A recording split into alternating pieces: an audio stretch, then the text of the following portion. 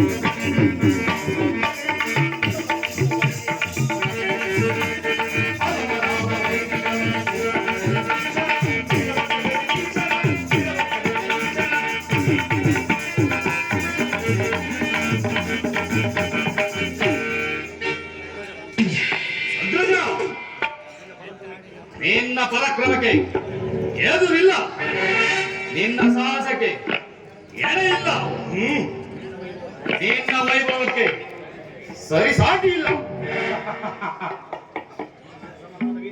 ನಿನಗೆ ಸರಿ ಸಮಾನವಾದ ವೀರರು ಈ ತ್ರಿಭುವನದಲ್ಲಿ ಅವನಿರುವನು. ಅವನು ನನ್ನ ಮನಸ್ಸಿಗೆ ಶಾಂತಿ ಇಲ್ಲ.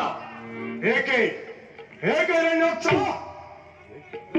ಅಗ್ರಜ, ಸಪ್ತ ಪಾತಾಳಗಳು ನಿನ್ನ ಪಾದದಡಿಯಲ್ಲಿ ಇರಬೇಕು. ಓಹೋ, ನನ್ನ ಪಾದದಡಿಯಲ್ಲಿರಬೇಕು. ಮೂರು ಲೋಕಗಳು ನಿನ್ನ ಮುಷ್ಟಿಯಲ್ಲಿ ಇರಬೇಕು. ನಮ್ಮ ಮುಷ್ಟಿಯಲ್ಲಿ? ಹೌದು. ಅಗ್ರಜ, ಸುರಲೋಕವು ಸಾತ್ತು ಬಿದ್ದಿರಬೇಕು. ಆ ಸುರಲೋಕವೇ ಸಾತ್ತು ಬಿದ್ದಿರಬೇಕು. ಅಷ್ಟದಿಕ್ಪಾಲಕರು ನಮ್ಮ ಅರಮನೆಯ ದ್ವಾರಪಾಲಕರಾಗಿರಬೇಕು. ನಮ್ಮ ಅರಮನೆಯ ದ್ವಾರಪಾಲಕರು? ಹೌದು. ಅಷ್ಟೇ ಅಲ್ಲ ಅಗ್ರಜ, ಕಾಮಧೇನುವಿನ ಕಡೆ ಕಾಲು ಚಾಚಿ ಕಲ್ಪವೃಕ್ಷದ ಅಡಿಯಲ್ಲಿ ಮಲಗಿರುವ ನಿನ್ನನ್ನು ಕಂಡು ಆ ಸಚಿಪತಿಯು ಎದರಿ ಪೂಜಿಸಬೇಕು. ಭಲೆ ಸಹೋದರ. ಅಗ್ರಜ, ನನಗೆ ಅಪ್ಪಣೆಯನ್ನು ಕೊಡು. ನನ್ನ ಪ್ರಾಣವನ್ನಾದರೂ ಬಲಿಕೊಟ್ಟು ಈ ಕಾರ್ಯವನ್ನು ಸಾಧಿಸುತ್ತೇನೆ. ಹೇಳ ಸಹೋದರ, ಹೇಳ. ನಿನ್ನ ಪ್ರಾಣಕ್ಕಿಂತ ಇದೋದು ನನಗೆ ಹೆಚ್ಚಲ್ಲ. ಅವೆಲ್ಲವೂ ನನಗೆ ಸಮಾನ. ನೀನೊಬ್ಬ ನನ್ನ ಜೊತೆ ಇದ್ದರೆ ಸಾಕು, ಮೂರು ಲೋಕಗಳೇ ಇದ್ದ ಹಾಗೆ. ಅಗ್ರಜ, ನನ್ನ ಪರಾಕ್ರಮದಲ್ಲಿ ನಿನಗೆ ಸಂದೇಹವೇ? ವಿಶ್ವ ಸೃಷ್ಟಿಯಲ್ಲಿ ಯಾರು ಬಂದರು ಕೊಟ್ಟಡಗಿಸುವ ದಿಟ್ಟತನವಿದೆ ನನ್ನಲ್ಲಿ. ನಾನದನ್ನು ಬಲ್ಲೆ ಸಹೋದರ, ಬಲ್ಲೆ. ಅಗ್ರಜ, ಪ್ರಾಣಯನೆಂದರೆ ಪ್ರಾಣವನ್ನೇ ಎದುರಿಸಬಲ್ಲ ಈ ಹಿರಣ್ಯಾಕ್ಷನಿಗೆ ಈ ತ್ರಿಭುವನದಲ್ಲಿ ಅವನಿರುವನು.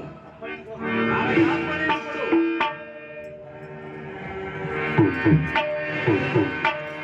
ಹೋಗಿ ಬಾ ಸಹೋದರ, ದಿಗ್ವಿಜಯ ಸ್ಥಾನವಾಗಿ ಹಿಂದಿರು.